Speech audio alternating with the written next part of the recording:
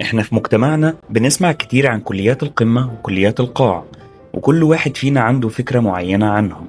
كليات القمة زي الطب والهندسة والاقتصاد بنشوفها على إنها الأفضل، ودي اللي الناس بتدور عليها وبتحلم توصل لها. لكن إيه الحقيقة؟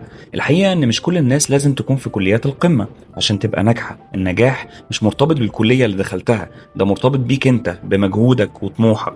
أوقات كتير بنشوف ناس خدت فرصتها في كليات تانية مش مشهورة، وفي النهاية نجحت وحققت نجاحات أكبر من اللي كانوا متوقعينها. أما اللي بيقولوا عليها كليات القاع، اللي بنشوفها على إنها أقل قيمة أو مش مرغوب فيها، دي كمان ليها دور كبير في المجتمع.